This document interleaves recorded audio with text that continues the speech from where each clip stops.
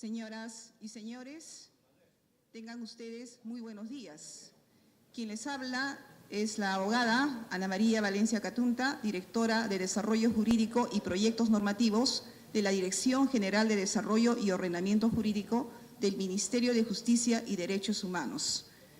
En representación del doctor Fernando Alcalde Poma, director general de Desarrollo y Ordenamiento Jurídico, voy a inaugurar la presente convención. El doctor Alcalde pide las disculpas del caso, en último momento ha sido convocado también al Ministerio de Justicia. Bien, la Dirección General de Desarrollo y Ordenamiento Jurídico, entre sus funciones, tenemos el de mantener la coherencia del sistema jurídico nacional y el perfeccionamiento del ordenamiento jurídico. En tal sentido, en la cuarta convención y última del presente año, hemos considerado importante y recogiendo el interés de muchos asesores jurídicos, tratar sobre el tema de la técnica legislativa y también vinculado al tema de género. En tal virtud, la 23ª Convención de Representantes de Oficinas de Asesoría Jurídica y Gerencias Legales de las entidades del sector público se ha denominado Aplicación de la técnica legislativa con enfoque de género para la elaboración y evaluación de proyectos normativos. En tal sentido, hemos convocado a especialistas, tanto en el tema de género como en el tema de técnica legislativa, para tratar diversos aspectos que se van a tratar en las mañanas, en estos 2 días de la presente convención. Sobre la técnica legislativa, la Dirección General no solamente emite informes legales, sino también opina sobre proyectos normativos, emite proyectos normativos, y un aspecto importante que ha considerado fortalecer para los asesores jurídicos y fortalecer y coadyuvar a la democracia es sobre tener calidad normativa, y para eso viene desarrollando talleres sobre técnica legislativa personalizados y que poco a poco, en este año hemos realizado 3 talleres, el próximo año vamos a continuar, grupos pequeños, en donde desarrollamos verdaderos talleres con ejemplos, para que se aplique debidamente la técnica en la elaboración de los proyectos normativos. También hemos emitido edición oficial sobre la técnica legislativa y se está elaborando una segunda guía. Información que ustedes también la pueden encontrar en la página web del Ministerio de Justicia. Esperamos entonces en estos 2 días que va a durar la convención, en realidad hemos inscrito más de 280 asesores jurídicos para 100 vacantes nada más. Esperamos contar con todos ustedes también en la tarde para la realización de del trabajo de los grupos que se está convocando. Son 7 mesas de trabajo y luego vamos a explicar en qué consiste el trabajo de ustedes. De repente ya muchos han asistido y va a ser más fácil la comprensión. La idea, señores, es que respondan ustedes las preguntas que está establecido en el programa y luego de eso poder hacerlas a conocer en el plenario que vamos a realizar el segundo día, en el cual, si no hay ningún inconveniente, ha asegurado también ya su presencia el señor Ministro de Justicia y Derechos Humanos para clausurar la presente actividad, dada la importancia del tema a tratar. Bien, sin más preámbulo, entonces agradecemos la participación de todos los expositores que están señalados en el programa, de la PCM, del Ministerio de la Mujer y Poblaciones Vulnerables, su participación y también una participación activa por parte de todos ustedes. De esta manera, les damos la bienvenida y declaro inaugurado la 23ª Convención de Asesores Jurídicos, aplicación de la técnica legislativa con enfoque de género para la elaboración y evaluación de proyectos normativos. Muy bien, ahora voy a hacer tengo otra tarea de presentar a los expositores y la primera exposición está a cargo del doctor Eber Kuzma Saldaña, quien va a tratar el tema Modernización de la gestión pública e igualdad de oportunidades. El doctor Eber Kuzma Saldaña es abogado por la Universidad Nacional Federico Villarreal, con experiencia en gestión pública y derecho administrativo. Actualmente se desempeña como asesor de la Secretaría de Gestión Pública de la Presidencia del Consejo de Ministros. Es expositor también en temas vinculados a modernización de la gestión pública, consultor externo del estudio jurídico Echaiz Abogados en especialidad de Derecho Administrativo. Estudios concluidos también de doctorado en Derecho por la Pontificia Universidad Católica del Perú. También ha llevado una maestría en Administración y Gestión Pública por el Centro de Altos Estudios Nacionales, máster en Derecho de la Contratación Pública por la Universidad Castilla de la Mancha, España, y también cuenta con una maestría en Derecho Civil y Comercial por la Universidad Nacional Federico Villarreal. Muy bien, recibamos entonces con un caluroso aplauso al doctor Eber Kuzma Saldaña.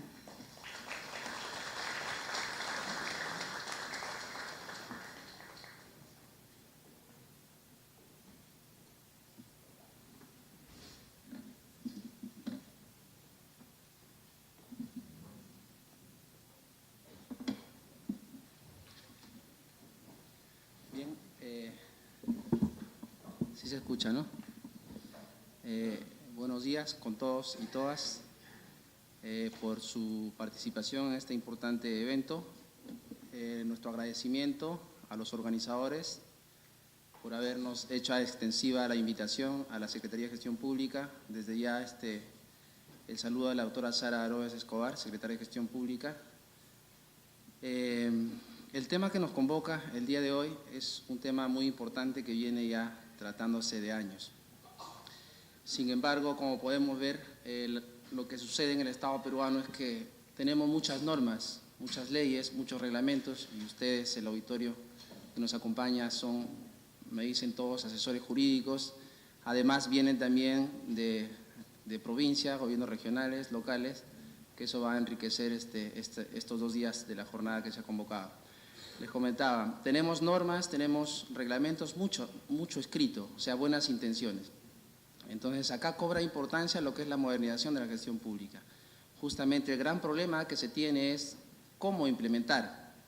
O sea, cuando uno hace un plan, por ejemplo, planifica, es cómo lo implementa. Ese ha sido el principal problema que se ha podido diagnosticar cuando se elabora la Política Nacional de Modernización de la Gestión Pública. No es tanto en el qué hacer o quién lo hace, porque ya las leyes establecen competencias, definen funciones, se crean las entidades con un propósito para poder justamente brindar y satisfacer necesidades de los ciudadanos. Sin embargo, el problema es cómo es que yo las implemento, cómo las ejecuto. Ustedes pueden ver varios planes que tenemos desde los ministerios, por ejemplo, buenas políticas públicas, pero el tema es cómo lo hago. Entonces, ahí viene el gran reto que tiene el Estado peruano en materia de modernización de la gestión pública. He tratado de vincular la ponencia con lo que nos han pedido porque el tema que nos ocupa es igualdad de oportunidades. Efectivamente, la Política Nacional de Modernización de la Gestión Pública, que va a ser el marco sobre el cual vamos a desarrollar esta media hora de ponencia, sí ha tomado en cuenta el tema de la oportunidad, la igualdad de oportunidades. Haciendo un recuento,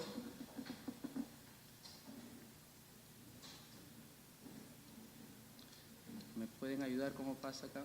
No, la máquina.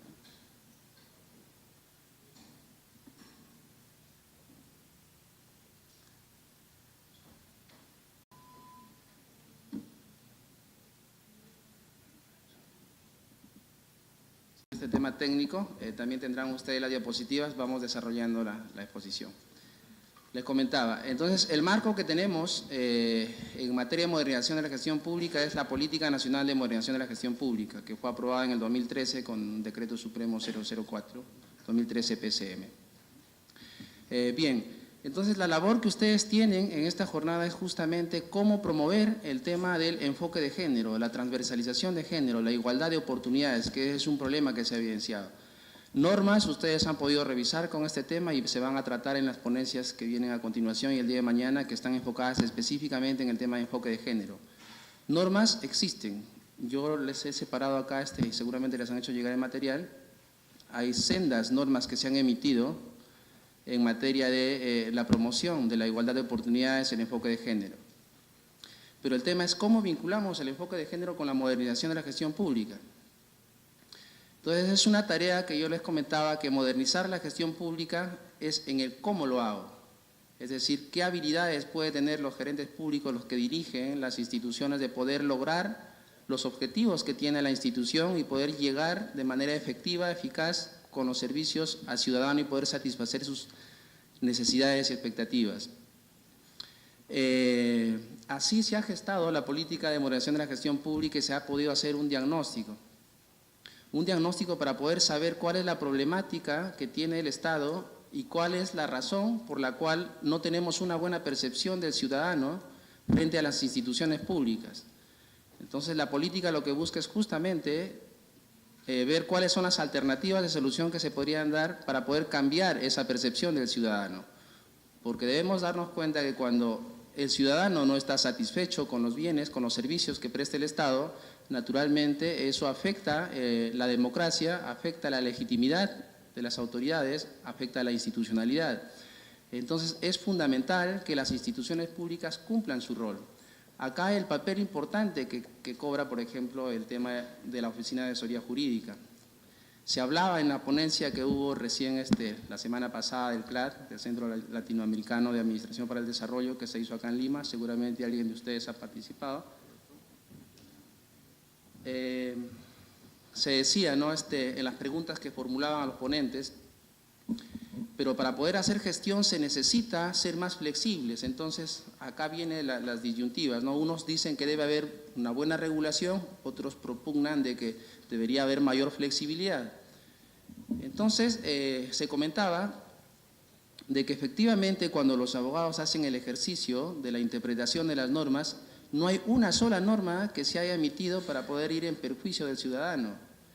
Toda norma que se pone de manera positiva en una ley, en un reglamento, es para poder garantizar la prestación de los servicios públicos, es para poder garantizar los derechos fundamentales que tienen todas las personas, que tienen todos los ciudadanos. Entonces, se comentaba que hay que tener la capacidad, de repente, de no solamente ir al tema de la interpretación literal, sino que hay que buscar cuáles son los principios, cuál es la razón de ser de una ley, de una norma que nos permita darle no el contenido literal, sino encontrar la razón de ser de esta norma, que la razón de ser siempre va a ser el ciudadano, siempre va a ser la materialización de los derechos fundamentales de las personas. Entonces se daba esa respuesta por parte de la ponencia en la medida de que sí es importante que existan normas, porque las normas lo que buscan es regular las conductas y necesitamos de todas maneras que haya un orden. Sin embargo, hay que dar este giro para poder apoyar a la gestión pública. Muchos de ustedes seguramente cuando la alta dirección les pide cosas, les van a pedir siempre respaldarse en un informe de ustedes. Conozco que la labor es un poco complicada. Sin embargo, hay que tratar de encontrar los principios que subyacen a una norma determinada para poder siempre interpretar en favor del administrado. Ahora bien, con respecto a la presidencia del Consejo de Ministros, podemos ver que las competencias que les han asignado las leyes, en este caso la LOPE, la presidencia del Consejo de Ministros es responsable de la coordinación de las políticas nacionales y sectoriales del Poder Ejecutivo. Coordina con los organismos constitucionales, con los demás poderes del Estado, los organismos constitucionales, gobiernos regionales, locales y la sociedad civil. Le corresponde al presidente del Consejo de Ministros formular, aprobar y ejecutar las políticas nacionales de modernización de la administración pública y las relacionadas con la estructura y organización del Estado, así como coordinar y dirigir la modernización del Estado. Eso es viéndole a la presidencia del Consejo de Ministros como sector. Sin embargo, sabemos que el Ejecutivo está conformado por ministerios. Cada ministerio cumple su rol. Cada ministerio tiene competencias definidas que limitan su ámbito de acción, definen un territorio, definen una competencia, una materia. Y así dentro de estos ministerios tenemos al Ministerio de la Mujer y Poblaciones Vulnerables, que dentro de las competencias que se le ha asignado al Ministerio de la Mujer es justamente promover, velar por el tema de garantizar la igualdad de oportunidades, el enfoque de género, la transversalización de género, que justamente si revisamos la estructura orgánica del Ministerio de la Mujer, encontramos que existen direcciones generales que desarrollan como líneas estos mandatos legales. Con respecto a lo que es la Secretaría de Gestión Pública, nosotros nos ocupamos principalmente en sacar documentos, instrumentos, lineamientos que coadyuven y permitan a los funcionarios públicos ejercer una buena labor, prestar buenos servicios. En lo que respecta a la Secretaría de Gestión Pública, es el ente rector del Sistema Administrativo de Modernización de la Gestión Pública. Asimismo, la Secretaría de Gestión Pública tiene uno de sus roles, el tema de la simplificación administrativa. Tiene el tema de gobierno abierto, que ahora está tan tocado este tema, porque es tan importante para poder buscar la transparencia, la rendición de cuentas. También tiene a su cargo el tema de estructura y organización. No hay una entidad que se pueda crear sin que haya pasado por la opinión que pueda emitir la Secretaría de Gestión Pública. También es competente en materia de ética, en materia de transparencia. Ahora bien, pero nos hacíamos la pregunta, ¿cómo es que nosotros preparamos la ponencia para el tema que nos ocupa? Entonces, siempre vamos a difundir la Política Nacional de Modernización de la Gestión Pública para que los funcionarios públicos se sensibilicen y puedan ver cuál es la razón de ser por la cual tenemos una insatisfacción por parte del ciudadano en cuanto al rol que le corresponde al Estado. He podido revisar, por ejemplo, el Ministerio de la Mujer tiene un plan nacional de igualdad de oportunidades, de igualdad de género, perdón. Solamente para pasarlos se pueden dar cuenta que existen. Para empezar tenemos la Constitución. En la Constitución tenemos los derechos fundamentales, entre ellos tenemos el derecho a la igualdad. La no discriminación por razones, entre otras, de sexo, lo que nos ocupa es el tema de género. Tenemos una ley muy importante que seguramente lo van a debatir en estos 2 días, que es la Ley de Igualdad de Oportunidades entre mujeres y hombres. Tenemos el Decreto Supremo que establece políticas nacionales de obligatorio cumplimiento. En el 2007 se dio esta y ahí está el tema de política de igualdad y no discriminación. Y como verán, tenemos una serie de normas que se han emitido que ya contienen o promueven la igualdad de género.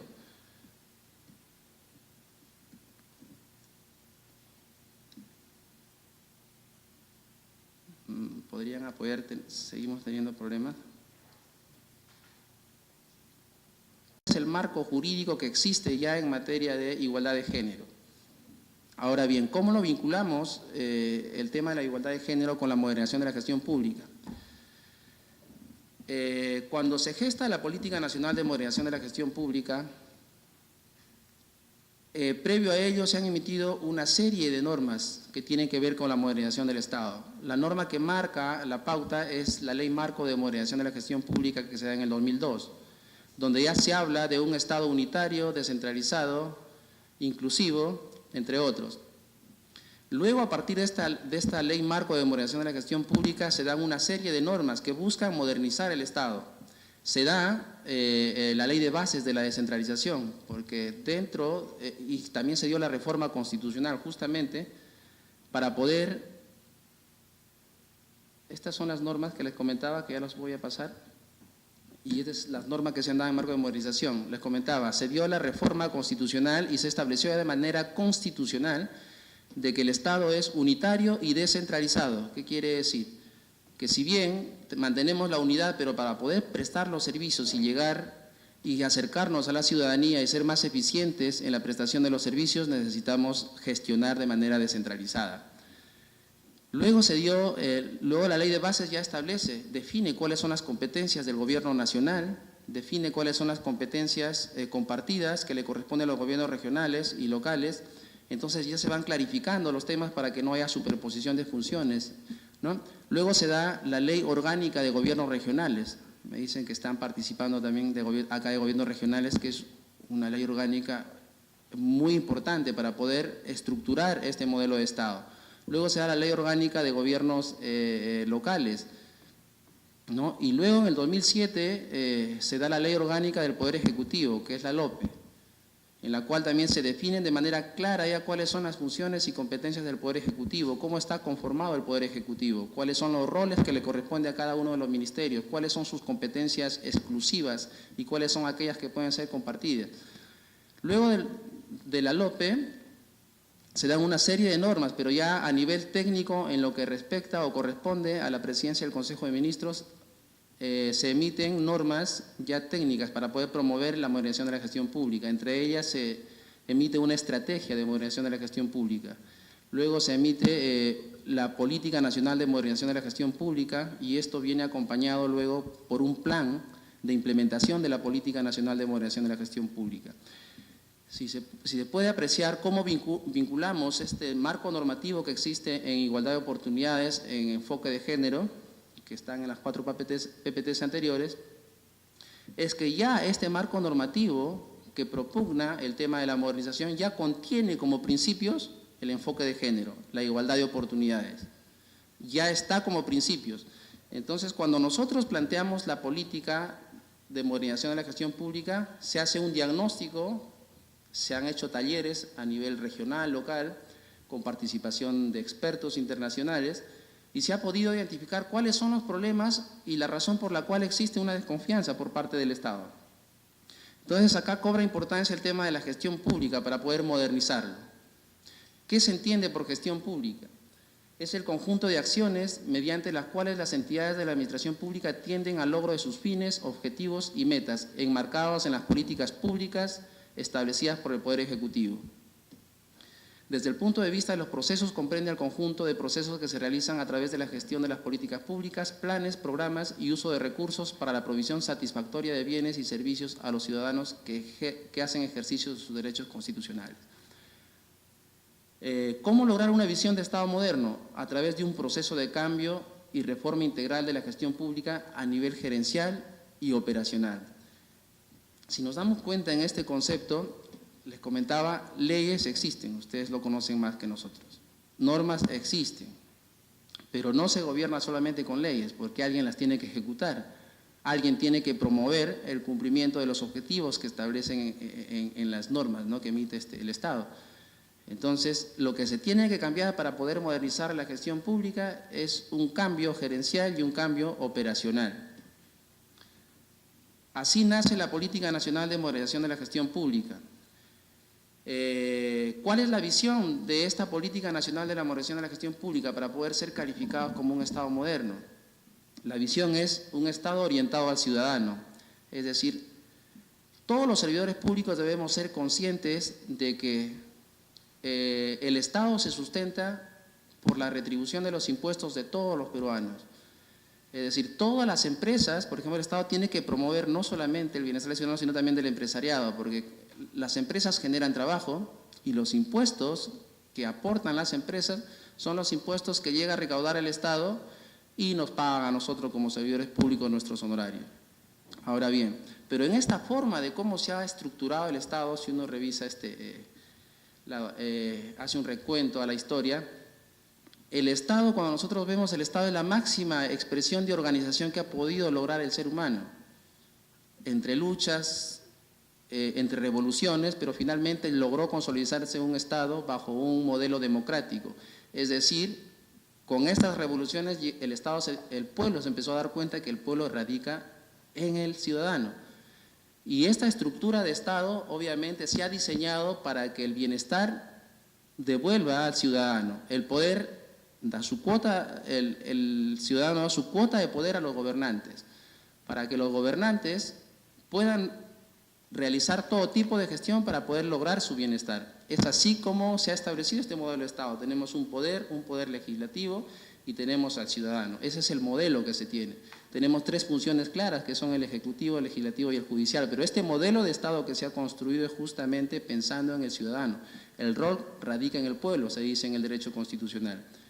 Es el pueblo el que le otorga poder a nuestras autoridades. Y todos nosotros en la administración pública, de alguna u otra manera, estamos para poder servir al ciudadano. No hay forma o no se puede concebir, porque todavía existen administraciones públicas en las cuales no toman conciencia de que la razón de ser de la existencia de una institución es el ciudadano, es el usuario quien atiende. Pero muchas veces uno va a una entidad determinada a sacar una constancia, un certificado o servicio de salud y vemos que la prestación de servicios no solamente en calidad no es buena, sino en la atención que recibimos por parte de los servidores públicos. Tenemos que cambiar de enfoque y tenemos que ser conscientes que nosotros estamos aquí por los ciudadanos, estamos acá por los empresarios. El Estado no tiene dinero, los recursos los genera el privado a través de los impuestos. El Estado lo que tiene son recursos naturales, pero los recursos naturales los tiene que dar en concesión. Y en concesión son como revierte a nosotros, pero la economía se sustenta prácticamente en los impuestos que genera el empresariado. Es por eso que el Estado promueve, el rol del Estado es promover las condiciones idóneas para que hayan empresas pujantes, que se genere la exportación para poder generar más dinero, para poder lograr bienestar en el ciudadano. Pero sin embargo las instituciones, todas, no hay institución que no exista o se haya creado para poder dar servicio al ciudadano. Ese es el enfoque que tenemos que darle. Claro que algunas veces En el caso de los ministerios, por ejemplo, son rectores. Sí, no llegan de manera directa al ciudadano, sin embargo fijan las políticas, definen los objetivos. Será ya a través de los gobiernos regionales y locales, los hospitales, por ejemplo, en el tema de salud, cómo se da ya la prestación de servicio. Sin embargo, sí trabajamos para el ciudadano, sea de forma directa o de forma indirecta, de acuerdo al rol que nos corresponda o al tipo de institución en la cual nos encontremos. Pero debemos entonces tener ya esta concepción de que el Estado moderno, está orientado al ciudadano. Todas sus acciones, tanto legislativas, tanto administrativas, tanto financieras, tanto económicas, entre otros, tiene que estar orientado al ciudadano. Cuando uno está en un escritorio tratando de hacer un plan, haciendo un programa, tiene que tener siempre focalizado al ciudadano. Un Estado moderno es un Estado unitario y descentralizado, no un Estado que gobierna desde acá de Lima, sino tiene que ser un Estado que transfiere competencias, recursos, para que sea más eficiente la prestación de los servicios y nos acerquemos más al ciudadano. Un Estado moderno es un Estado abierto, un Estado que se caracteriza por su transparencia, por la participación en la gestación de sus políticas públicas, de sus planes. Un Estado abierto es un Estado que rinde cuentas, ¿no? Un Estado moderno es un Estado inclusivo. De esta visión de Estado, estos 5 ítems que les muestro ahí de rojo, constituyen la visión y a la vez los principios de la Política Nacional de Modernización de la Gestión Pública. Y dentro de ellos tenemos que la visión de Estado moderno es un Estado inclusivo. Con esta visión es que vinculamos el tema de la política de modernización de la gestión pública con la igualdad de oportunidades y con el enfoque de género. Un Estado moderno es un Estado inclusivo que busca asegurar en todas sus acciones de todos los ciudadanos, que todos los ciudadanos tengan igualdad de oportunidades, buscando cerrar brechas existentes. Esa es una visión de Estado moderno, un Estado de que trabaje dándose cuenta de que somos un Estado pluricultural, pluriétnico, un Estado en la cual existen hombres y mujeres. Entonces, cuando uno establece políticas, las políticas no están para un público homogéneo. Entonces, dependiendo del sector en el cual nos encontremos, tenemos que ser conscientes de que las políticas, cuando uno hace, tendrá que ver el tema del enfoque de género, que las necesidades que tienen los hombres y las mujeres son distintas. Los roles que le asigna la sociedad a las mujeres son distintas. Por tanto, cuando legislemos, tenemos que tener en cuenta esta diferencia que existe. Lo mismo, cuando se establecen políticas públicas, tenemos que darnos cuenta que somos un país que tiene costa, sierra y selva. Las necesidades que pueda tener o las expectativas que pueda tener la persona de la sierra son distintas al de la costa, son distintas al de la selva. Pero si nosotros legislamos bajo un mismo prisma, bajo una misma mirada, el resultado no va a ser eficiente. ¿Por qué? Porque nosotros no hemos buscado la participación y no hemos visto las diferencias. Si bien hay igualdad, pero hay que ver las diferencias para poder, en verdad, ser inclusivos. Ser inclusivos es entender las diferencias de las personas y buscar, imaginarnos fórmulas que podamos nosotros incluir a la totalidad de los ciudadanos en toda política que pueda emitir el Estado peruano. Entonces, como podemos ver, la visión de Estado moderno la vinculamos con el tema que nos ocupa, con el tema de la inclusión. ¿Cuál es el objetivo de la Política Nacional de Modernización de la Gestión Pública? Orientar, articular e impulsar en todas las entidades públicas el proceso de modernización hacia una gestión pública para resultados que impacte positivamente en el bienestar del ciudadano y el desarrollo del país. En verdad, yo felicito que nos hayan invitado porque es importante que todo funcionario público tenga el marco de lo que es la modernización de la gestión pública. Todo debe tender a ello. Ya hemos visto cuál es la visión de Estado moderno, entonces todo el quehacer de la administración pública tiene que estar vinculado en el marco de la modernización de la gestión pública. ¿Por qué es que nosotros hemos visto, o en esta diapositiva podemos ver cuál es la problemática que se ha podido identificar cuando se construyó la política de modernización? Es bajo desempeño del Estado. Pero como podemos darnos cuenta, no es un tema, como les señalaba, de competencias, no es un tema de funciones, tampoco es un tema de normas, tampoco es un tema de reglamentos. porque las entidades ya saben lo que tienen que hacer. El Ministerio de la Mujer sabe cuáles son sus roles, el Ministerio del Ambiente sabe cuáles son sus roles, el Ministerio de Educación sabe claramente cuáles son sus roles, sabe cuáles son sus rectorías, sabe cuáles son sus competencias compartidas. No hay duda sobre eso, no hay duda sobre el qué haces y quién lo hace, todos lo sabemos. Pero el gran problema que ha tenido la administración pública, y ese es un reto que tienen las administraciones públicas, es centrarse en el cómo. El qué y quién lo hace ya lo sabemos, el tema es el cómo lo hago. Cuando hablamos del cómo lo hago, ya la política plantea lo que habrán escuchado ustedes, la gestión por procesos. Entonces la política se centra específicamente en el cómo lo hago, cómo llego al ciudadano, cómo mejoro la prestación del servicio, cómo reduzco los tiempos de atención, cómo utilizo las tecnologías de la información y las comunicaciones para ser más eficientes en la prestación de los servicios, cómo busco transparencia en mi actuación pública. Entonces hay una problemática que lo percibe el ciudadano, efectivamente. Hablamos de valor público, el valor público justamente surge del público. El que recibe el servicio y él valorará si es bueno o no es bueno. Él valorará si es que los recursos que se han destinado a una política están teniendo el impacto que ellos esperan. Un impacto de mejorar el aprendizaje, por ejemplo, de los niños. Un impacto de disminuir la desnutrición infantil, ¿no? Tema de impactos. Entonces la problemática que podemos ver, y ustedes lo pueden vivir en sus administraciones, es lo siguiente. O sea, la problemática que podemos ver es un Estado ajeno,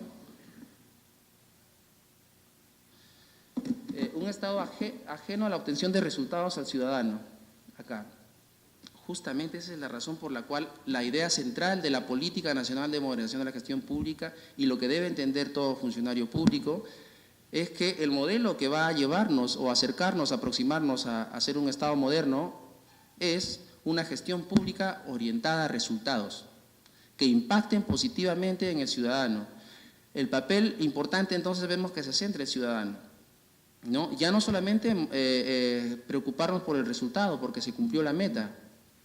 No sé, podemos decir, tenemos acá, por ejemplo, ya se logró capacitar a todos los asesores jurídicos. Eso es una meta, pero el tema es el resultado. Nosotros tenemos que ver resultados de impacto, cómo se genera el cambio dentro de sus organizaciones con el aprendizaje que ustedes tengan. ¿Cuál ha sido la mejora que se tiene antes de una capacitación y después de? O cuando uno recibe una capacitación, el impacto será cuando uno es más empleable, porque el certificado no es simplemente cumplo la meta, di el curso, pero ¿cuál es el impacto? ¿Cuál es el valor público?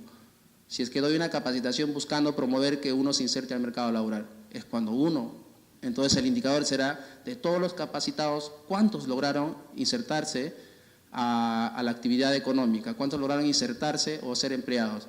Ese es un indicador de impacto. Entonces eso es lo que apunta a la política. Lo que apunta a la política es un Estado, es el modelo de gestión orientado a resultados que impacten positivamente en el ciudadano. El ciudadano es el principal foco de toda actuación de la administración pública. Podemos ver dentro de los problemas un Estado ajeno a la obtención de resultados al ciudadano, sí, efectivamente, porque solamente se han centrado, no han sabido planificar, se centran en metas pero no en resultados, en impactos. Dificultades para realizar buenos planes que articulen su presupuesto. Vemos que hay un divorcio entre lo que yo planifico y entre la asignación de recursos, ¿no? Entonces los recursos siempre tienen que estar amarrados con la planificación, que luego les voy a explicar. Voy a hacer nada más un recuento. Carencia de infraestructura, equipamiento y logística de entidades, inadecuadas políticas públicas de gestión de los recursos humanos, carencia de sistemas y métodos de gestión de información y el conocimiento, falta de seguimiento y evaluación de los resultados e impactos esperados, ineficiencia de los procesos de producción, débil articulación intergubernamental, inadecuado diseño de estructuras de organizaciones de funciones. A partir de ello, la Secretaría de Gestión Pública se ha propuesto emprender un proceso de reforma integral de gestión a nivel gerencial u operacional, administración pública guiada por la obtención de resultados para el ciudadano. ¿Me pueden ayudar, por favor? Que la diapositiva que viene es la más importante. Toda esta problemática que se expone en esta diapositiva finalmente se ha convertido en las alternativas de solución que propone la política. El modelo que tiene la Política Nacional de Modernización de la Gestión Pública se ha constituido en el modelo orientado a resultados y se han establecido la siguiente. En esta diapositiva me voy a detener para poder desarrollar toda la ponencia. Como podemos ver, En esta diapositiva, los problemas que hemos evidenciado y la razón por la cual vemos que el ciudadano tiene una percepción negativa por parte del accionar del Estado, de los servidores públicos, es justamente porque no nos hemos preocupado en el cómo lo hago. Entonces, para que nosotros podamos lograr ese modelo, la política ha establecido o se sustenta en 5 pilares, que responden cada uno de ellos a los diversos problemas que se han podido identificar en el diagnóstico. El primer pilar es alineamiento de políticas públicas, planes estratégicos y operativos. El segundo pilar es presupuesto para resultados. El tercero, gestión por procesos, simplificación administrativa y estructura organizacional. El cuarto pilar, servicio civil meritocrático. Y el quinto pilar, sistema de información, seguimiento, monitoreo, evaluación y gestión del conocimiento. Y como ejes transversales que acompañan a este modelo de modernización de la gestión pública, tenemos a una articulación interinstitucional, gobierno abierto y gobierno electrónico. En esta diapositiva voy a tratar de intentar vincular el tema que nos ocupa, que es igualdad de oportunidades, con cada uno de estos pilares que propugna la política. Como primer pilar, hemos establecido que para poder lograr un Estado moderno tenemos que buscar alineamiento de políticas públicas, de planes estratégicos, de planes operativos. Ese es el principal problema que tiene el Estado peruano. ¿Hemos tenido avances? Sí, hemos logrado el acuerdo nacional, tenemos el plan bicentenario del Perú al 2021, que son prácticamente los que nos dan la orientación para poder tener una clara ruta de hacia dónde queremos llegar como Estado. Pero ¿cuál es el principal problema que se ha podido evidenciar y ustedes de repente en cada una de sus entidades hasta ahora? Es que cuando uno planifica, si es que estamos, por ejemplo, en un organismo público, cuando planifico como organismo público que dependo de un sector, de un ministerio, mi planificación, mis objetivos no tienen que estar divorciados de lo que dicta el rector. Si estamos, por ejemplo, a ver, un ejemplo, llevemos a plano descentralizado, por ejemplo. Los gobiernos regionales cuando planifican, tienen que planificar en función a las políticas que dicta el rector, por ejemplo, en materia de salud. ¿Qué quiere decir? Que cuando se hace un balance y medimos si es que hemos cumplido los objetivos, vamos a ver que va a haber acierto porque cada una de las administraciones públicas se han alineado de manera coherente y vamos a cumplir los fines. Eso es lo que no se ha estado haciendo y lo que estamos procurando es de que no haya política pública, no haya planificación que no esté articulado a las políticas públicas. Las políticas públicas las emiten los rectores de los sistemas funcionales, que normalmente recaen en los ministerios. Los ministerios fijan la política, fijan cuáles son los objetivos, cuáles son los principios, cuáles son los lineamientos que le corresponde a cada uno de los actores. En esa lógica, los organismos públicos descentralizados tienen que ir realizando su planificación apuntando a los objetivos que ya le da el rector. Si es que nosotros tenemos alineamiento, naturalmente nos vamos a acercar a poder cumplir metas concretas, porque va a haber un orden. Normalmente vemos en la administración pública que no hay continuidad, falta de continuidad, que eso lo vamos a ver en el quinto pilar. Entonces, ¿qué es lo que tenemos que buscar? Es alineamiento. Como estamos viendo que somos un Estado unitario y descentralizado, el alineamiento tiene que ser desde las políticas públicas. Si estamos en gobierno regional, los planes de desarrollo regional, planes de desarrollo concertado, ¿no? Y así, los planes estratégicos igual, los planes estratégicos institucionales tienen que estar alineados con las políticas públicas. Los planes operativos igual, los planes operativos establecen las actividades, lo que tengo que comprar, lo que tengo que adquirir para cumplir con el objetivo, pero ese plan operativo tiene que estar también alineado con el plan estratégico. Entonces, es un tema, como se dan cuenta, de que no somos un Estado moderno por un tema de gestión, o sea, cómo organizo los recursos, cómo planifico. Entonces, la planificación es un resultado, ustedes lo pueden ver, para no ir muy lejos, en un ejemplo desde el punto de vista personal. Todos tenemos casi las mismas capacidades, pero quien tiene una ventaja comparativa es porque ha sabido planificar. Puesto yo quiero lograr esto y de manera inconsciente todas las acciones apuntan a un objetivo. Pero si uno no trabaja por objetivos, normalmente los resultados seguramente se den, pero no se van a dar en el corto plazo. ¿Por qué? Porque nuestras actividades no se orientan hacia algo. ¿Cómo podemos vincular esto con la igualdad de oportunidades, el tema que nos ocupa? Decimos que un Estado tiene el eje transversal, Estado abierto es un Estado que promueve la participación ciudadana. Como podemos ver, la participación indirecta se da para elegir a nuestras autoridades, pero ya el ciudadano está teniendo un rol más directo en la administración pública. Y lo que se está promoviendo es el gobierno abierto, que uno de sus principios fundamentales es el tema de la participación. Entonces, cuando yo planifique, cuando yo establezca planes, cuando establezca estrategias, en el lugar donde me encuentre tengo que acercarme al ciudadano, tengo que conocer sus necesidades. Este Estado moderno ya no está pensando en la oferta, sino en las demandas. ¿Qué es lo que necesita el ciudadano? Le he preguntado, por ejemplo, yo saco y digo, vamos a hacer un hospital, no sé, en la municipalidad de, no sé, en Cajamarca, municipalidad de Lajas, pongámoslo, una municipalidad pequeña.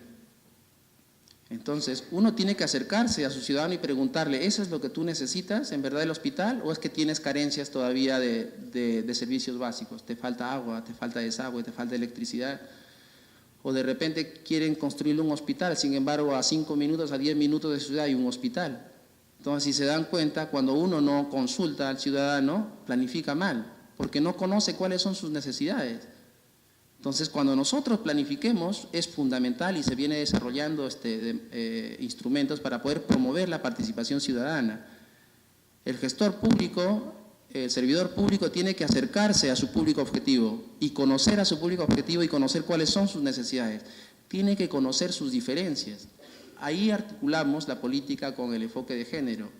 No es lo mismo sacar una política pensado porque hemos dicho que entre hombre y mujer existen diferencias, porque hay roles que la sociedad ha marcado y lo que se procura con igualdad de género es buscar que las mujeres puedan insertarse al mundo económico, político, social, pero para ello el Estado tiene que acompañar, porque y es por un tema natural, si ustedes se dan cuenta. Cuando una mujer es madre, los hijos necesitan los primeros días de su madre. Pero imaginemos es que una persona está laborando. ¿Cómo es que nosotros legislamos, cómo es que nosotros promovemos la oportunidad de oportunidades, la igualdad de oportunidades para que esta persona siga trabajando? El Estado ya ha actuado en ese sentido. Tenemos las guarderías, ¿no? Tenemos los lactarios. Y eso lo he vivido yo, por ejemplo, cuando estaba como consultor externo, mi esposa también tenía su hijita, pero ella es funcionaria pública y le gusta, yo lo tengo que apoyar si ella se tiene que realizar como persona. Entonces, su entidad ya la apoyaba. ¿En qué sentido? Ella llegaba en la noche con los tarritos de leche, que si había los lactarios, ¿no? Entonces, los lactarios, por ejemplo, es una buena fórmula para dar igualdad de oportunidades, porque así la mujer no se siente en desventaja y a pesar del apoyo que le pueda dar la familia, el Estado ya le está apoyando. Te da el lactario. Ahora tiene la cuna, por ejemplo, mi hija va a la cuna, pero no lo puedo mandar a otro lugar, de repente no es un tema de recursos, sino el tema de que esté cerca. Pues tiene la cuna y ella es directora ejecutiva, por ejemplo, pero se está desarrollando como persona. Entonces, son claros ejemplos que el Estado tiene que dar muestras porque somos diferentes. Y como reitero, el hombre siempre tiene un hijo, pero tiene facilidad de poder seguir laborando, seguir ejerciendo y con él, pero la mujer no. Entonces, lo mismo, cuando vamos nosotros a gestar políticas públicas tenemos que ver ya esas diferencias. Por ejemplo, en el tema del cuarto pilar también voy a hablar del tema del enfoque de género, pero más o menos en el pilar número 1, ¿cuál es la vinculación? Es cuando yo establezca políticas públicas, tengo que darme cuenta que la política que estoy emitiendo ya tengo el público objetivo distinto. Tengo hombres y tengo mujeres. Por tanto, cuando yo haga las propuestas, tiene que estar vinculada para poder dar satisfacción plena a ambos sexos. Les hablaba del tema intercultural. Cuando yo establezco una política, tendré que ver las diferencias. Si que estamos hablando de un público de la selva, o de la sierra, o de la selva. ¿Por qué? Porque son necesidades y expectativas distintas y a veces los mecanismos y las fórmulas no son similares para poder atacar un mismo problema. Nada más, por ejemplo, en el tema de interculturalidad, o el tema, uno pone una administración pública en la selva. Los servidores públicos manejan solamente una lengua. Y no hemos pensado, por ejemplo, en contratar una persona que maneje la lengua de la municipalidad en la cual nos encontramos. Van las personas nativas a poder hacer un trámite y no entienden. ¿Por qué? Porque solamente está pensado en el idioma castellano. Entonces, ¿de qué estado inclusivo estamos hablando? Entonces, para poder dar una atención mínimo, por ejemplo, en estos lugares donde hay predominio de otras lenguas, en orientación, quien nos recibe tiene que manejar también otra lengua. Entonces, eso es pensar en las diferencias. O sea, todos somos peruanos, somos ciudadanos, sin embargo, hay cosas que nos hacen diferentes por el tema intercultural, ¿no? Entonces, eso es el alineamiento de políticas públicas y así es como se vincula el tema de igualdad de oportunidades. Pensar que no es el público objetivo único o similar. El otro pilar que propugna la política para encontrar o aproximarnos a un Estado moderno es el presupuesto para resultados. Esto ya se viene trabajando por el MEP ya desde el 2007. Había olvidado, el primer pilar, por ejemplo, en esta coherencia, el Estado no solamente ya ha fijado la política, sino ya existen instituciones, entes rectores que promueven estos pilares. En el tema del alineamiento de políticas públicas tenemos a CEPLAN. En presupuesto público tenemos a la Dirección Nacional de Presupuesto Público del MEP. Ahora, el presupuesto para resultados siempre lo hemos escuchado, ¿no? Pero en términos sencillos no es otra cosa que es un enfoque, que lo que se está centrando no es ya, como le digo, en el cumplimiento de metas, sino en los impactos, en el resultado, en el cambio que vamos a dar, cambio cuantitativo o cualitativo, como el ejemplo que les indiqué anteriormente. Eso es un presupuesto para resultados, pero ¿por qué le hemos puesto que tiene que ver con estos 5 pilares? Si es que yo planifico bien, yo voy a organizar mis recursos para poder asignarles al cumplimiento de esos objetivos. Es un tema nada más de lógica, no hay que esforzarnos mucho. El tema es, si yo ya planifiqué, ya tengo al mediano, corto y largo plazo, he priorizado objetivos, ya consulté con los ciudadanos de toda esta gama de objetivos que tengo, ellos me han indicado que necesitan que yo le cumpla estos 3 primeros objetivos, en eso me pongo a trabajar. Entonces yo tengo que asignar los recursos para cumplir los objetivos, pero estos objetivos tienen que estar asociados de indicadores que busquen una mejora, un valor público, indicadores que busquen impactos, que busquen cambios en la ciudadanía. Entonces, si es que nosotros no vinculamos nuestro presupuesto a nuestra planificación, cuando nosotros hagamos un balance de gobierno o un balance de año fiscal, vamos a ver que los resultados no son los esperados. ¿Y cuál es el problema? Que el ciudadano no nos percibe bien al Estado. Si nosotros no hacemos bien nuestra labor, ¿qué es lo que se pierde? La legitimidad de nuestras autoridades. ¿Qué es lo que se pierde o entra en juego? Nuestro modelo democrático. Entonces, la política busca de manera lógica el tema de las políticas públicas, alineamos, tenemos el presupuesto de gestión pública, su promoción. La gestión por procesos, en términos sencillos, les indicaba, desde el punto de vista de la estructura y organización del Estado, vemos que tenemos entidades que normalmente prima el tema funcional, jerárquico, ¿no?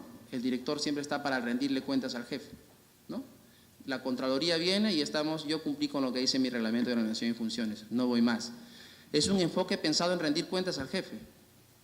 Eso es actualmente, pero es una estructura funcional que debe continuar porque necesitamos saber cuáles son nuestras funciones, necesitamos saber cuáles son nuestras competencias, necesitamos saber quién tiene la línea que nos está controlando.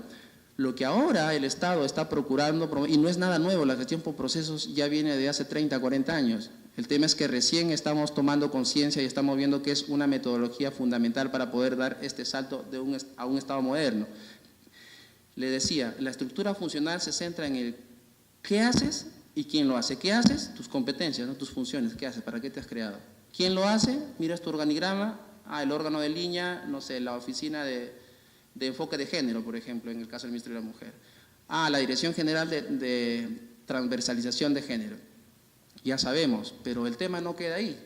El principal problema, como les decía, es que nosotros vemos al ciudadano, no nos ve bien, porque no nos hemos centrado en el cómo llego yo, porque no se trata de recursos, decía yo en una ponencia que participé de la Asociación de Municipalidades del Perú, que era un foro pues, era eminentemente político y todos hablaban de recursos, pero no es un tema de recursos, es un tema de cómo yo gasto bien los recursos. Como le decía, es igual darle 2 millones de soles a un niño, no lo va a poder gastar bien. Entonces, el Estado sí ha tenido una bonanza económica, si ustedes ven los indicadores que hemos tenido, al menos desde el año 2000 hasta esta época. Hemos tenido crecimiento económico casi sostenido.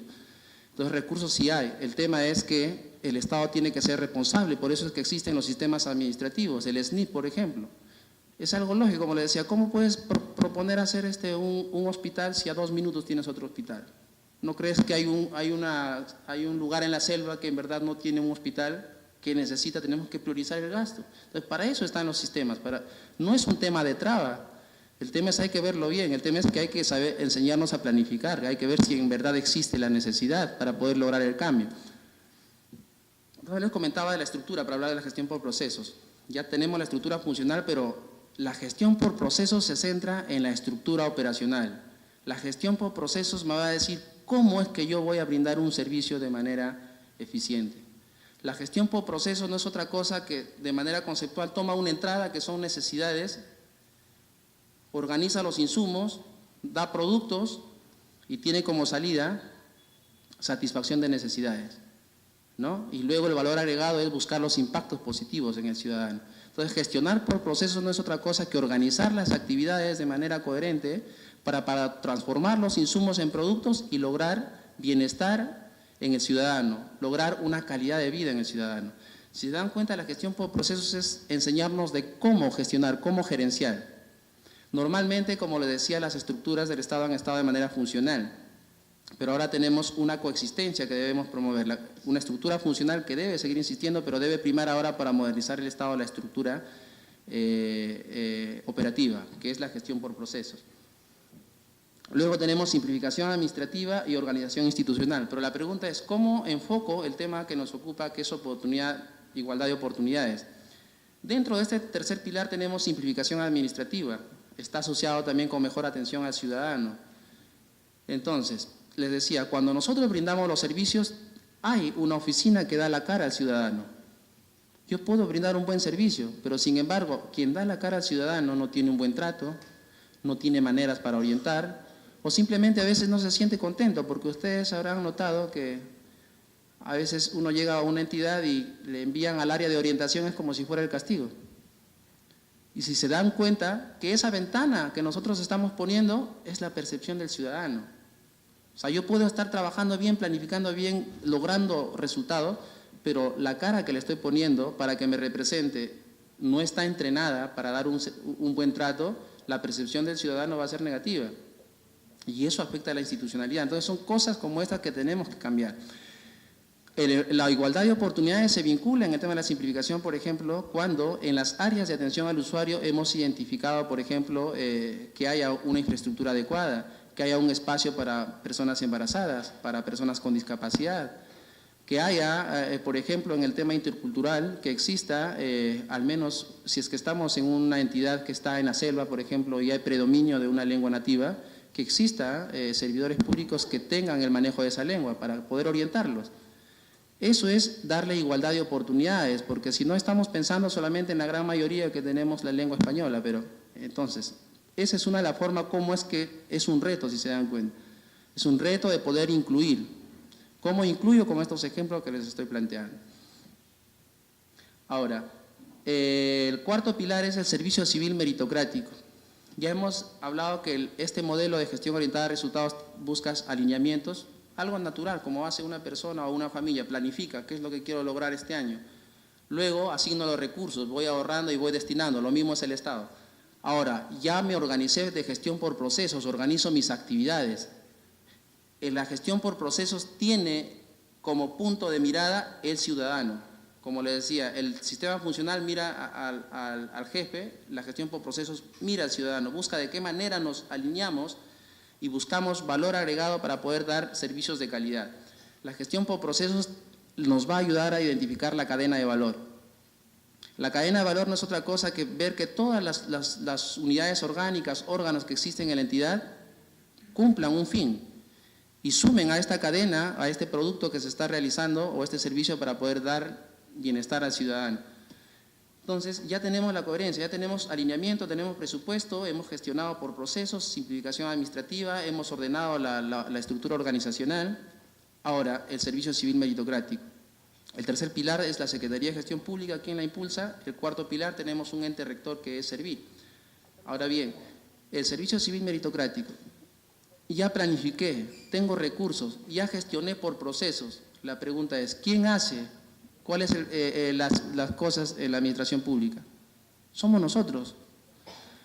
El recurso más importante dentro de una organización es el ser humano, en este caso el servidor público. Entonces, ¿qué es lo que debemos promover en la administración pública? Es el servicio civil meritocrático. Muchos lo tienen miedo, pero estamos en un mundo competitivo y siempre le digo a las ponencias que cuando nos haga una evaluación Servir, no nos va a hacer una evaluación de lo que no sabemos, sino de lo que te ocupas. Si estás en presupuesto, te preguntarán temas de presupuesto. Si estás en jurídica, temas de jurídica. Si estás en logística, te buscarán el rendimiento en logística. Es algo natural que yo sepa, esté bien entrenado de lo que hago. Si estoy en logística, tengo que saberme la ley de contrataciones al revés y al derecho. Si estoy en un área de planificación, tengo que saber todas las normas que dicta el ente rector, que es CEPLAN. Si estoy en el área de servir, tengo la obligación y el deber moral de poder conocer todas las normas que ha emitido servir, todas las directivas. Entonces, eso es, o sea, el tema es hay que buscar el servicio. ¿Cuál es el valor agregado que va a dar esta mejora? Siempre decimos que el Estado no avanza porque hay falta de continuidad. Y normalmente la continuidad, ¿quiénes lo dan? No lo da el papel, la ley, la letra, no, le dan las personas. De repente ustedes habrán dirigido de repente alguna entidad o habrán formado parte, llega una nueva administración, cambia a los directores, pero no se quedan ahí, también cambian a los técnicos. Y finalmente viene la ineficiencia, porque empiezan a formular planes, se les empieza, oye, acá hay un problema, vamos a solucionarlo, una consultoría externa, hay que hacer un plan. Se gastan recursos 3, 4 meses cuando ya eso ya estaba dado, sino que como no hay continuidad, está en el archivo. Ese estudio ya se hizo, pero como cambiaron a los técnicos, no hay quien le dé continuidad, no hay quien le alerte al nuevo director de que eso ya se hizo o que está en etapa de formulación. El servicio civil tiene esa virtud que nos va a ayudar para que ayudemos a darle continuidad al tema de las políticas públicas, de las buenas prácticas que se hacen en las instituciones. Hay que verlo así. Por eso busca la profesionalización. Hay que buscar expertos. A veces tenemos, y nosotros que nos hemos pasado por la administración pública, a veces estamos en asesoría jurídica, otras veces de repente vamos, no sé, en el área de logística, estamos en planeamiento, si se dan cuenta, nos movemos a veces no en espacios que conocemos muy bien. Entonces, esto de acá nos va a permitir la profesionalización de la función pública para poder lograr más eficiencia en la prestación de los servicios públicos. ¿Cómo es que se vincula con el tema que nos ocupa? Al interior de las entidades están los planes de desarrollo de personal. Ahí está haciendo su trabajo el Ministerio de la Mujer, que tiene la Rectoría, para poder ver de qué manera promovemos el enfoque de género. De qué manera tratamos de aliviar de que las cosas se den, buscando de promover que se cumplan las normas múltiples que existen en materia de igualdad de género. Esa es la forma como lo vamos vinculando, el tema que nos ocupa, con la Política Nacional de Modernización. Entonces, sabemos que la razón fundamental son las personas, tenemos que procurar capacitarlas, pero como vemos también tenemos a veces ineficiencia para poder buscar la capacitación porque la falta de continuidad a veces es un problema para la administración pública. Ya generé la capacitación, por ejemplo, en ustedes, y de repente mañana ya no están. Entonces, no da sus frutos que uno podría esperar. Entonces, en la medida que encontremos profesionales calificados, en la medida de que tengamos mayor continuidad en una administración pública, claro, pero bien conscientes y bien formados, la administración pública va a avanzar como uno quiere. El quinto pilar es el sistema de información, seguimiento, monitoreo, evaluación y gestión del conocimiento. Este quinto pilar es justamente uno de los problemas centrales también que agobia a la administración pública, lo que ya les comentaba. Se pueden haber hecho varios estudios, varias consultorías, productos que nos han entregado a la administración pública para luego plantearlas ya en una norma o en alguna política. Sin embargo, no tenemos una gestión del conocimiento, un sistema de información. ¿Cómo sé yo que la política que estoy implementando es adecuada o está cumpliendo sus resultados? Si no tengo sistemas para poder medirlos, evaluarlos, para poder retroalimentar y hacer las mejoras, necesito tener un sistema de información de seguimiento, monitoreo y evaluación. Entonces, no hay forma de que yo pueda concebir la administración pública estática sin hacer la medición. Luego viene la gestión del conocimiento. Hay mucho conocimiento que ustedes tienen. A veces temas son casi comunes. Uno va al área de presupuesto y los informes técnicos son los mismos, pero como hay cambios y no hay gestión del conocimiento, tienen al funcionario público 2 o 3 días tratando de buscar un informe de que ya se tenía. Entonces tenemos que gestionar el conocimiento. ¿Para qué? Para que la administración pública sea más eficiente. Hay cosas que ya se han hecho, pero hay que tenerlas en una plataforma informática para que el funcionario público que ocupe algún cargo pueda tener la información a la mano. He tratado de más o menos darle la explicación de lo que es la modernización de la gestión pública. Me dicen que ya tengo 5 minutos. Pero quiero más o menos agradecer la invitación para poder dejar en ustedes lo que es la modernización de la gestión pública. La modernización de la gestión pública, ya resumiendo, no es otra cosa que apunta a la manera cómo hago, al qué hacer de las instituciones públicas. No es un tema de recursos, como les digo, es un tema de cómo planifico, cómo alineo, ¿Cómo asigno recursos pensando en los resultados? ¿Cómo es que yo gestiono por procesos como una metodología lógica que me va a ayudar a mí a poder llegar al ciudadano? ¿Cómo es que yo procuro ver que el recurso humano es lo más importante en la administración pública? Es el servicio civil. ¿Y cómo procuro tratar de utilizar las tecnologías de la información para poder hacer herramientas de seguimiento y evaluación? Dentro de la política, estos 5 pilares están acompañados por 3 ejes transversales que tienen que ver con cada uno de los pilares. La articulación interinstitucional, que es fundamental. Como podemos ver, somos un Estado descentralizado, pero nos falta generar espacios para poder articular lo que viene haciendo el rector con lo que hace, por ejemplo, el gobierno regional. Ese es un eje transversal. El gobierno abierto. Un gobierno abierto significa un gobierno transparente que promueve la participación ciudadana, la colaboración ciudadana. Un gobierno electrónico, es decir, que utilizamos las tecnologías de la información y las comunicaciones ya no como se viene haciendo actualmente como un área de soporte, sino como un aliado estratégico para poder mejorar nuestros procedimientos administrativos y poder llegar de manera más oportuna al ciudadano. ¿Cómo es que vinculamos dentro de este modelo a la Política Nacional de Modernización de la Gestión Pública con la igualdad de oportunidades? Les he señalado que una visión de Estado, y tiene como principio, es un Estado inclusivo. Un Estado inclusivo es aquel que promueve la igualdad de oportunidades.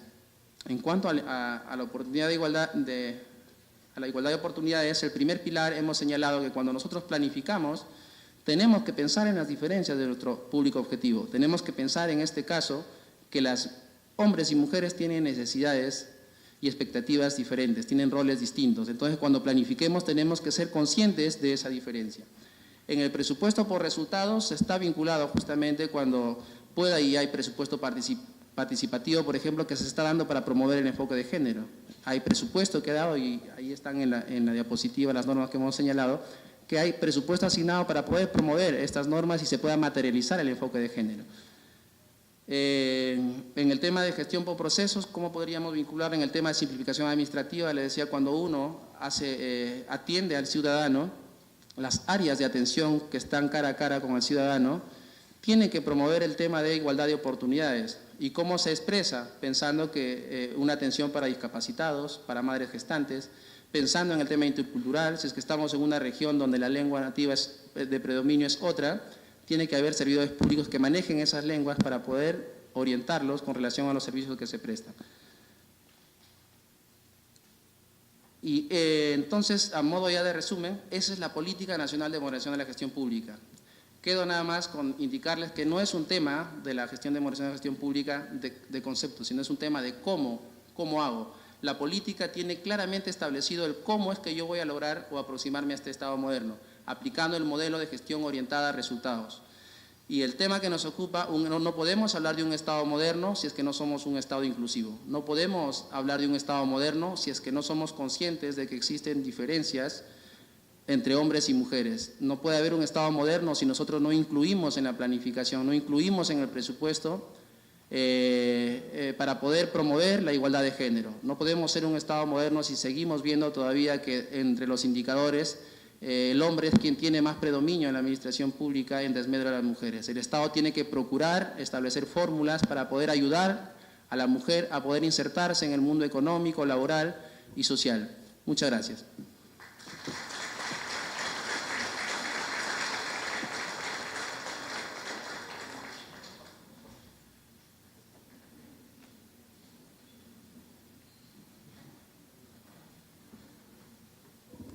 Bien, muchísimas gracias, doctor Eber Kuzma Saldaña, asesor de la Secretaría de Gestión Pública de la Presidencia del Consejo de Ministros. De repente, los señores asistentes quisieran formular alguna pregunta, una o dos preguntitas antes de pasar al intermedio. ¿No hay preguntas? Muy bien, entonces despedimos con un caluroso fuerte aplauso al doctor Eber Kuzma Saldaña. Vamos a pasar ahora a un intermedio, ¿no? Por favor, que sea breve para continuar con las ponencias. En el segundo y el tercer nivel, ¿no? Está el personal que les va a guiar para que ustedes se sirvan un especial coffee break preparado.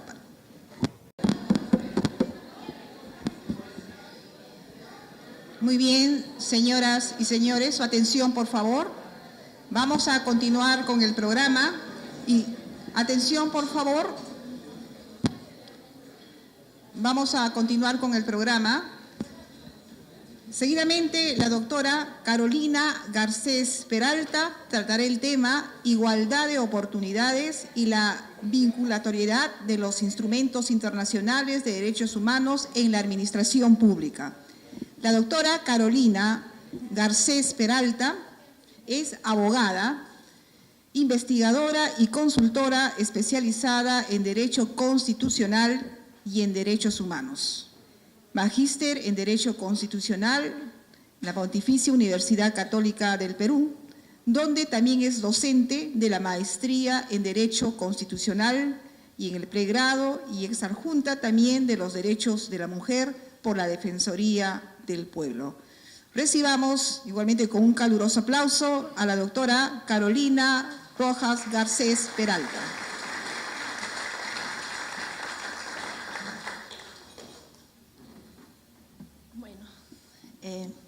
Volteo por acá, ¿no? Buenos días, casi ya buenas tardes con todas y todos. Muchas gracias en verdad por la invitación y poder compartir con ustedes este tema que para mí en lo personal y en lo profesional tiene una importancia clave y que sin embargo creo que es relativamente nuevo si nos ponemos a pensar que recién hace unas 2 décadas hemos comenzado, o un poquito más tal vez, a hablar de la importancia, todos ustedes son abogados y abogadas, de la vinculatoriedad de los instrumentos internacionales de derechos humanos en aras de poder garantizar los derechos fundamentales de las personas aquí en el país. Yo quería antes, bueno, voy a dejarlo ahí para no llamar todavía la atención sobre el tema de brechas, comentar lo siguiente. Más allá de que si seamos o no feministas o alguna u otra tendencia, lo que sí creo que es claro para quienes hemos estudiado derecho también, es que desde mucho tiempo atrás la propia organización del derecho, la organización del Estado en sí, se dio sobre la base de una organización patriarcal. Y nos guste o no nos guste recordarlo, también recordemos que desde la base de lo que es la construcción, para esto ayudó la construcción de lo que ahora conocemos como roles, espacios y atributos de género, es decir, no divididos por un tema de lo que es la sexualidad física, sino de las construcciones socioculturales que han hecho, a pesar de los avances, que hasta ahora todavía hay algunas persistencias de discriminación contra las mujeres por el hecho de ser mujeres y obviamente por todavía haber una suerte de control o intento de control o subordinación de las mujeres por encima los varones. Estos espacios son los que hacen, ¿no?, que normalmente, y a pesar de los avances, pensemos que mujer está vinculada a espacio privado, hogar, hombres a espacios públicos. En el tema de los roles, que las mujeres son más bien las que se encargan del cuidado, no solo de niños y niñas, sino también de la familia en sí, del hogar, mientras que los hombres son más los proveedores, los que salen. Y por otro lado también los atributos que hacen que por lo general al hombre se le considere más frío, objetivo, ¿no?, mientras que a las mujeres más sensibles, más sumisas. Este tipo de roles, que son construcciones socioculturales, hacen, repito, que todavía persista una situación de subordinación y hacen que a pesar de que hayamos ganado espacios y obviamente también atributos distintos, todavía existan las brechas. Es decir, no es lo que yo creo o lo que ustedes puedan creer. Se trata en realidad de diferencias objetivas y verificables, la mayoría construidas por el propio Estado, basadas en estos patrones de los cuales hemos hablado, que no tienen ninguna justificación si aplicamos la lógica de la igualdad y que lo que hacen es vulnerar los derechos de nosotras las mujeres por el solo hecho de ser mujeres. Ejemplos clarísimos, el tema de la brecha de ingresos. Sabemos que por igual trabajo en iguales condiciones, a nivel de lo que es sector privado, hasta ahora, y este dato es de inicios de este año, las mujeres ganamos solamente el 68% de lo que ganan los hombres. Repito, por igual trabajo en iguales condiciones. Pero esto todavía también se ve en el servicio civil, aunque en menor medida, es verdad, todavía hay un promedio de 15% que puede incrementarse en algunos supuestos, pero el promedio del propio servir de 15% de ingreso adicional en caso de los hombres por igual trabajo en iguales condiciones. El otro tema que también es una brecha evidente es la presencia de mujeres en puestos directivos. Miren, aquí estamos hablando del servicio civil, el propio servir, que en la última referencia dice que los hombres en cargos directivos ocupan el 70% de los cargos de nivel directivo a nivel nacional. Yo les quiero decir algo más. Como adjunta que fui hasta hace poco de los derechos de la mujer, hicimos una investigación a nivel de gobiernos regionales y encontramos que esta cifra es mucho más gruesa. En el caso de los gobiernos regionales, los puestos directivos a nivel nacional eran, en el caso de los hombres, ocupaban el 81%, miren cómo se eleva la cifra, y en el caso de las mujeres solamente el 19% de los cargos directivos. Finalmente, un tema de división sexual del trabajo. Y aquí la encuesta nacional de uso del tiempo, que ustedes también la conocen, hacen ver que sumando lo que es el trabajo remunerado y el trabajo no remunerado, finalmente las mujeres trabajamos semanalmente 9 horas más que los hombres. Y eso sin duda limita los planes de realización y de vida. Podría seguir dando más brechas, pero no los quiero cansar con eso y podemos conversarlo luego. Lo que yo les quiero decir es que ante esas brechas existe una obligación del Estado de, obviamente, buscar una real igualdad y no discriminación. A pesar de los avances, todavía hay estas brechas que hay que eliminar y somos nosotros y nosotras, y permítame decirlo así, porque todavía me considero parte del Estado, lo fui durante mucho tiempo, los encargados de evitar que esta situación de no discriminación se siga dando. Y esta obligación está establecida tanto a nuestro derecho nacional como también en el derecho internacional, porque vamos a ver cómo se han estado también confluyendo ambos tipos de derecho. Obviamente vamos a empezar de lo que es nuestra norma suprema que a veces nosotros y nosotras ni siquiera llegamos a respetar como debe ser. La Constitución luego de la Segunda Guerra Mundial sienta las bases, pero luego de la Segunda Guerra Mundial se sientan las bases del constitucionalismo moderno. Ya no es solamente una constitución formal, ya no es una constitución solamente rígida, hay una parte orgánica, sí, pero los principios y los valores que inspiran la parte dogmático de contenido de la Constitución son los que mandan y por tanto los derechos fundamentales son también los que mandan. En esta Constitución, norma suprema, entonces el Estado también va a estar sometido ya no solo a su soberanía, sino a partir de las atrocidades que vimos con la Segunda Guerra Mundial, hay un derecho universal que yace en la propia Constitución y que hace que la soberanía de los Estados de alguna manera haya cedido a este orden público internacional, a este jus cogens, a esta necesidad de respetar derechos que en nuestro caso se ha plasmado en clave, como se dice en derecho constitucional, de lo que son los derechos fundamentales. Yo estoy corriendo un poquito, pero es que no quiero que el tiempo me gane. Si en algún momento ven que corro un poco, me ponen la mano y yo paro, ¿ok? Vamos a ver. Igualdad y no discriminación, entonces, está necesariamente garantizada en nuestro derecho interno, en la Constitución, artículo 2, inciso 2, en el 191, donde sabemos que también ya estamos hablando de lo que son las cuotas de género. Y también existen un montón de normas, pero yo he querido aquí rescatar las claves en la lógica de políticas de igualdad de género para lograr la igualdad de oportunidades. La Ley de Igualdad de Oportunidades entre Hombres y Mujeres del año 2007, como saben, las políticas de obligatorio cumplimiento en las entidades públicas del Estado, en el marco de un Estado que, como bien se ha dicho antes, que me antecedió, es un Estado unitario y descentralizado a la vez, el Plan Nacional de Igualdad de Género 2012-2017, el Plan Nacional contra la Violencia hacia la Mujer 2009-2015, que ya está terminando este año y que les comento que tengo la suerte de trabajar para ir viendo la creación de un nuevo plan, pero que entre comillas solo se va a quedar en plan si es que no se aterriza y no se implementa. Y el Plan Nacional de Derechos Humanos. Esto a nivel de lo que es el derecho interno, pero nos quedamos cortos y cortas y nos quedamos solo con el derecho interno, más aún con lo que acabamos de hablar hace un par de minutos. Los tratados internacionales de derechos humanos forman parte de nuestro derecho interno, porque hay incluso dentro de nuestra Constitución una cláusula de apertura constitucional que es la que nos permite que comencemos a trabajar con lo que establece la normatividad internacional.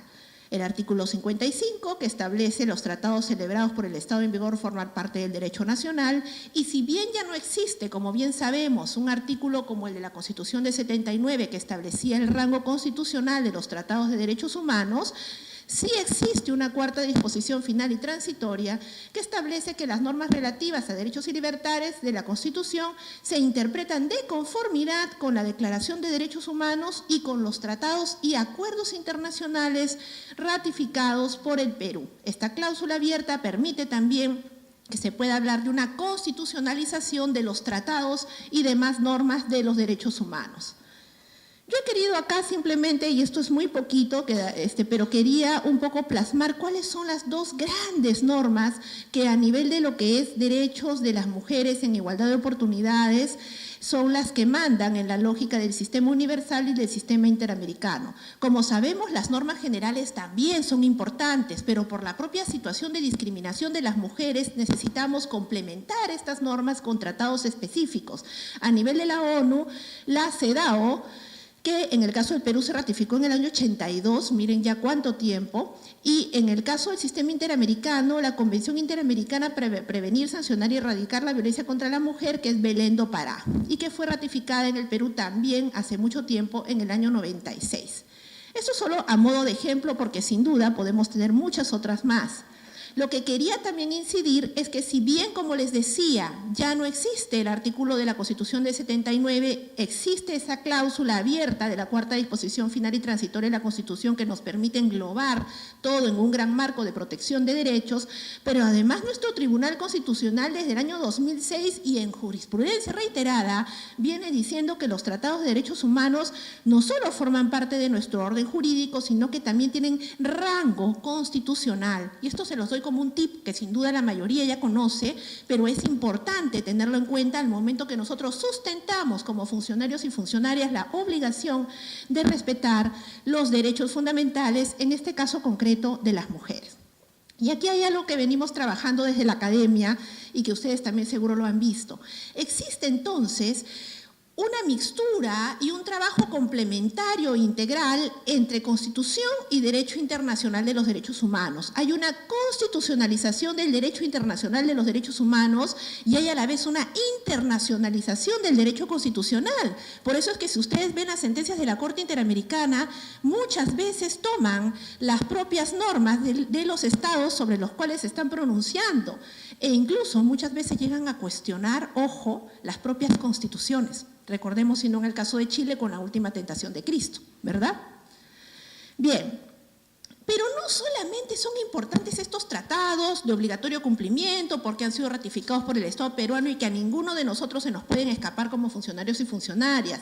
También existen las declaraciones internacionales que, si bien formalmente no son obligatorias, sí son vinculantes desde un punto de vista interpretativo, desde un punto de vista de la buena fe. Recordemos obviamente que la Convención de Viena de Tratados nos hace ser responsables por las propias, digamos, declaraciones que firmamos.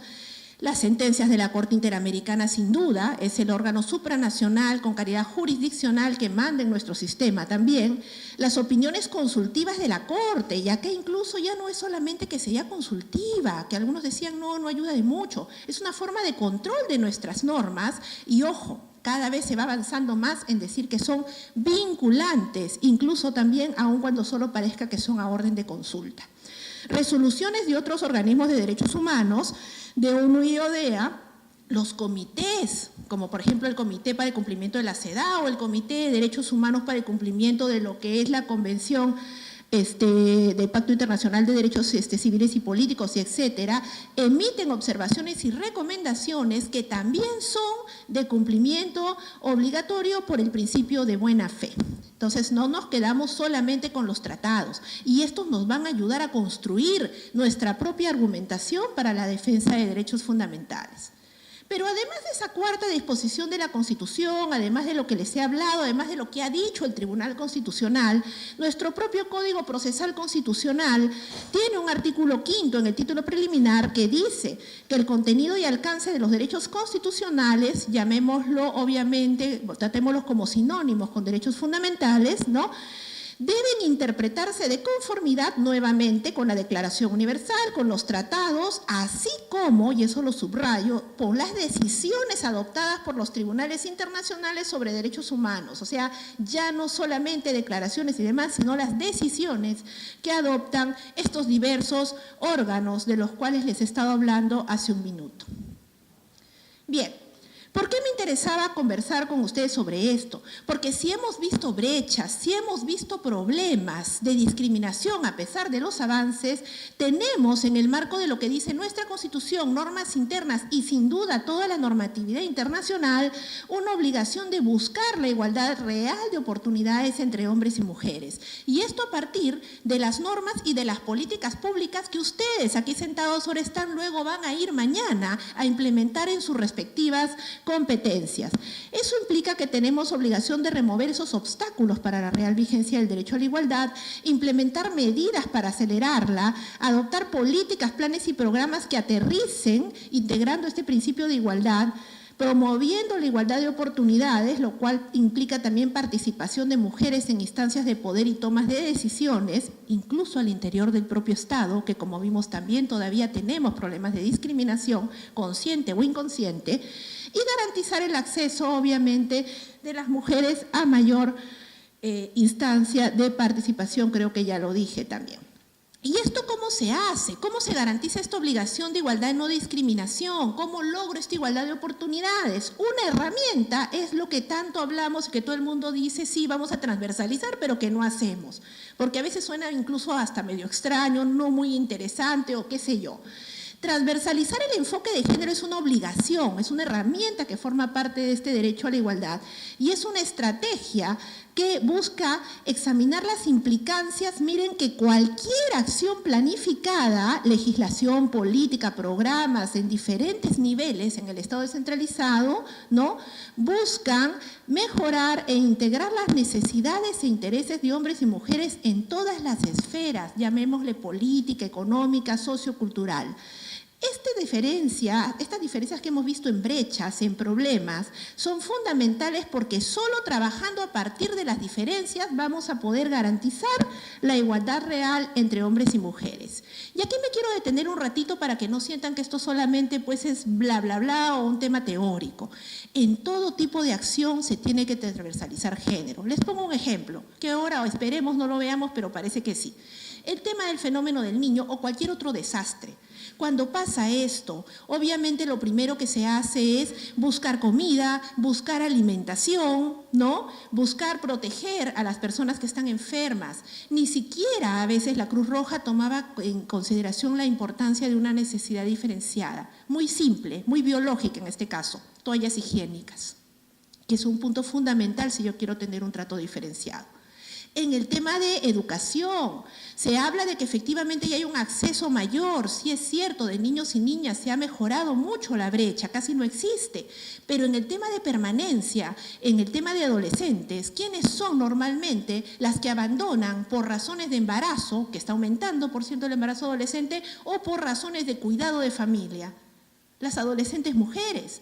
¿Cómo no vamos a tener en cuenta esto? En el tema de violencia, que está tan terrible, si hablamos de violencia sexual, las principales víctimas no son solamente mujeres, son niñas y adolescentes. Si no tenemos en cuenta esto, a la hora de transversalizar enfoque de género estamos mal.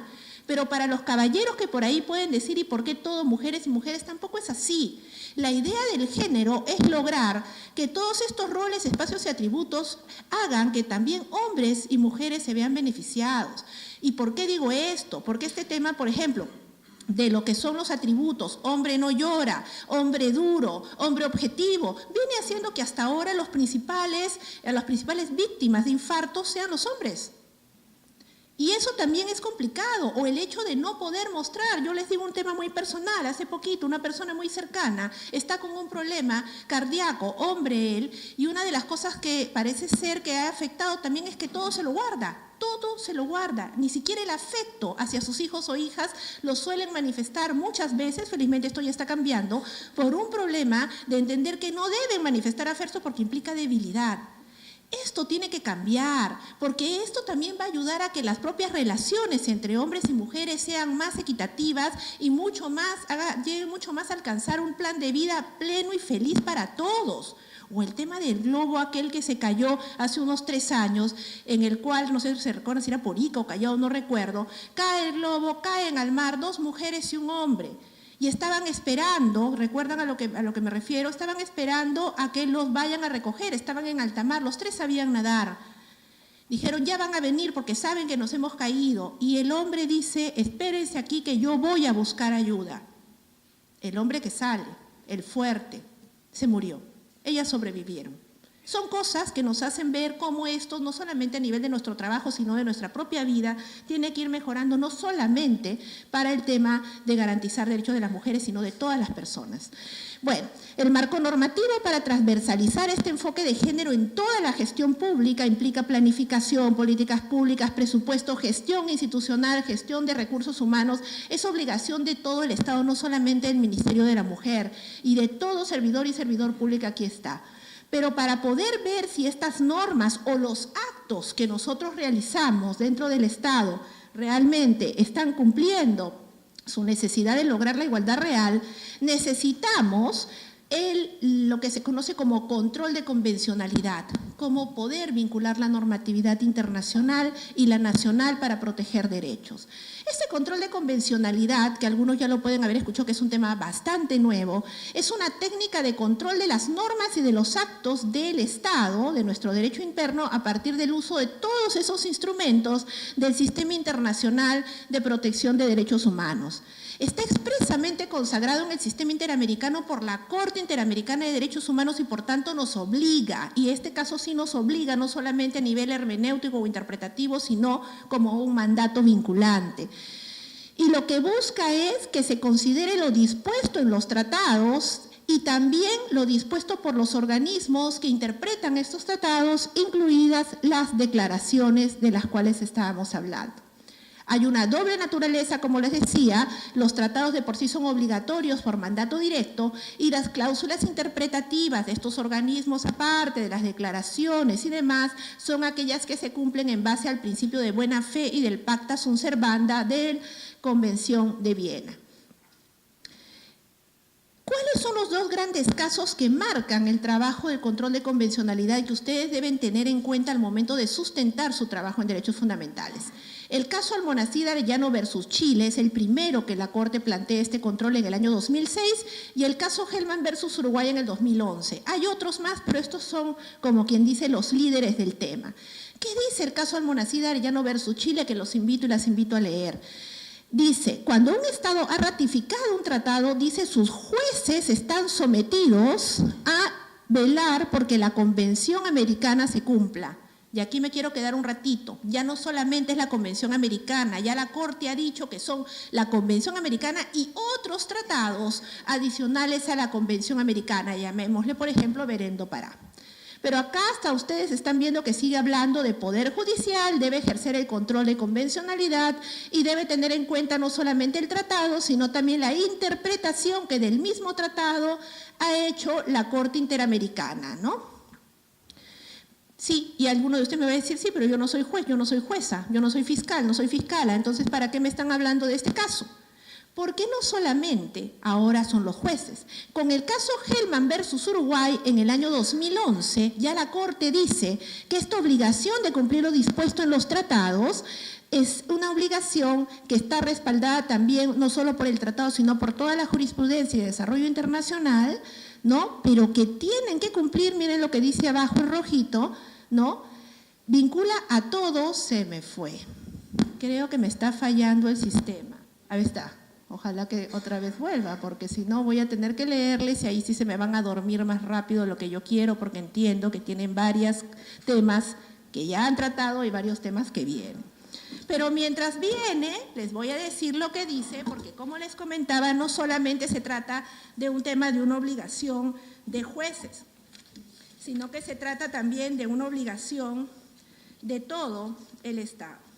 Y dice, mientras viene, las obligaciones convencionales de los Estados partes vinculan a todos los poderes y órganos del Estado, es decir, a todos los que son ejecutivo, y subrayo aquí, legislativo, judicial u otras ramas del poder público y otras autoridades públicas o estatales de cualquier nivel.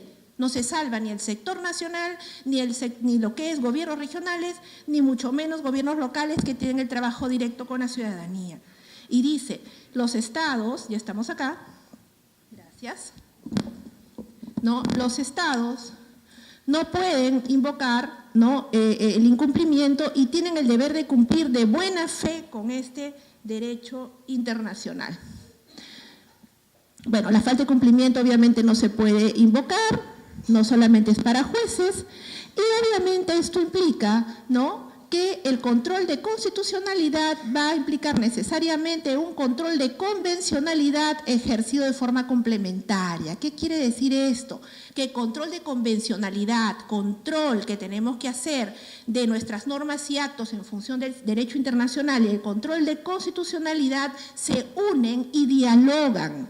Eso implica que todos nosotros, funcionarios y funcionarias, estamos obligadas a, uno, en todo tipo de acción, ya sea una propuesta de norma o ya sea de un acto que desarrollemos o una política pública, apliquemos las disposiciones de los tratados, no solamente la Convención Americana.